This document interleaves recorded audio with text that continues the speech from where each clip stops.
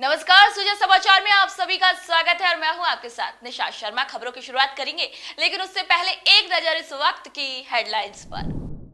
पूर्व केंद्रीय मंत्री स्वर्गवासी रामविलास पासवान की जयंती पर मुख्यमंत्री श्री भजनलाल शर्मा ने अर्पित की श्रद्धांजलि, बताया समाज का प्रेरणा स्रोत।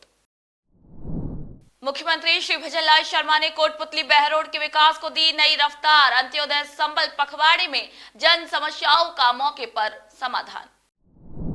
मुख्यमंत्री श्री भजनलाल शर्मा के नेतृत्व में गरीबों को मिली घर की सौगात, ब्यावर में 32 फ्लैट का पारदर्शी आवंटन। चलिए अब खबरों पर नजर डालते हैं विस्तार से। मुख्यमंत्री श्री भजनलाल शर्मा ने लोक जनशक्ति पार्टी के संस्थापक, समाज सेवी और पूर्व केंद्रीय मंत्री स्वर्गीय रामविलास पासवान की जयंती पर उन्हें श्रद्धा सुमन अर्पित करते हुए भावभीनी श्रद्धांजलि दी। सीएम श्री शर्मा ने अपने सोशल मीडिया एक्स पर कहा कि स्वर्गीय पासवान का जीवन देश के गरीबों, वंचितों और उपेक्षित वर्गों की सेवा और सशक्तिकरण के लिए समर्पित रहा है। मुख्यमंत्री श्री शर्मा ने कोटपुतली बहरोड जिले के गिरोड़ी गांव में आयोजित एक विशाल जनसभा को संबोधित करते हुए राज्य सरकार की योजनाओं और उपलब्धियों को जनता के सामने रखा। उन्होंने कहा कि उनकी सरकार 8 करोड़ प्रदेशवासियों के जीवन को बेहतर बनाने और राजस्थान के विकास को गति देने के लिए पूरी निष्ठा के साथ कार्य कर रही है। मुख्यमंत्री श्री भजनलाल शर्मा ने कहा है कि उनकी सरकार गरीब को गणेश मानकर सेवा का भाव रखती है और पंडित दीनदयाल उपाध्याय के अंत्योदय सिद्धांत को साकार करने के लिए पूरी निष्ठा से कार्य कर रही है। इसी उद्देश्य के तहत उन्होंने गिरोड़ी में आयोजित अंत्योदय संबल पखवाड़े के शिविर का अवलोकन किया, जहां उन्होंने आमजन को विभिन्न जन कल्याणकारी योजनाओं का लाभ प्रदान किया। मुख्यमंत्री ने विशेष रूप से कोटपुतली बहरोड और नीमराणा जैसे औद्योगिक क्षेत्रों की सराहना करते हुए कहा कि इन क्षेत्रों ने रोजगार सृजन और निवेश को बढ़ावा देने में अपनी महत्वपूर्ण भूमिका निभाई है। उन्होंने स्पष्ट किया कि सरकार इस जिले के समग्र विकास के लिए लगभग 4000 करोड़ रुपए का बजट लेकर आई है। बानसूर विधानसभा क्षेत्र की बात करते हुए सीएम श्री शर्मा ने ये बताया कि नारायणपुर को नगर पालिका का दर्जा दिया गया है।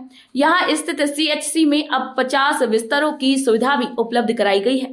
इसके अलावा क्षेत्र में सड़कों के चौड़ीकरण, मजबूतीकरण और नई सड़क निर्माण के लिए 80 करोड़ रुपए से अधिक की परियोजनाओं की शुरुआत हो चुकी है। ये सब मुख्यमंत्री श्री भजनलाल शर्मा की दूरदर्शी नेतृत्व का ही परिणाम है। मुख्यमंत्री श्री भजनलाल शर्मा के कुशल नेतृत्व और दूरदर्शी सोच के अंतर्गत प्रस्तुत राजस्थान बजट में आमजन के हित में कई बड़ी घोषणाएं की गई थी। अब उन्हीं घोषणाओं को तेजी से जमीन पर भी उतारा जा रहा है, जिससे प्रदेशवासियों को सीधा लाभ मिलना भी शुरू हो गया है। राज्य सरकार द्वारा शिक्षा, स्वास्थ्य, कृषि, बुनियादी ढांचे और सामाजिक कल्याण के क्षेत्र में की गई बजट घोषणाएं प्रदेश में विकास की गति को एक नया आयाम दे रही हैं और आम जन का सरकार पर जो भरोसा है वो भी और अधिक मजबूत हुआ है। गरीब और मध्यम वर्ग के लिए आशियाने का सपना अब हकीकत में बदलता हुआ दिख रहा है। महंगाई के इस दौर में जहां खुद का घर बनाना आम जन के लिए एक बड़ी चुनौती है, वहीं प्रधानमंत्री आवास योजना और मुख्यमंत्री जन आवास योजना जैसे प्रयास वरदान साबित हो रहे हैं। इसी दिशा में मुख्यमंत्री जन आवास योजना 2015 के अंतर्गत नगर परिषद ब्यावर द्वारा गोपालपुरा ब्यावर खास में तैयार किए गए 32 फ्लैट का पारदर्शी लॉटरी प्रक्रिया के माध्यम से आवंटन किया गया।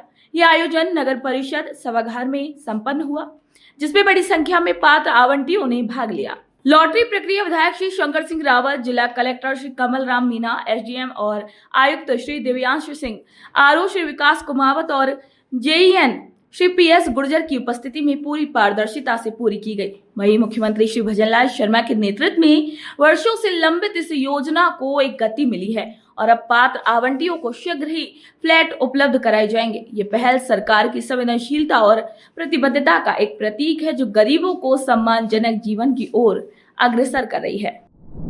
तो आज के सुजा समाचार बुलेटिन में इतना ही। फिर आप सभी से मुलाकात होगी नई खबर, नई जानकारियों के साथ। तब तक के लिए मुझे दीजिए इजाजत। नमस्कार।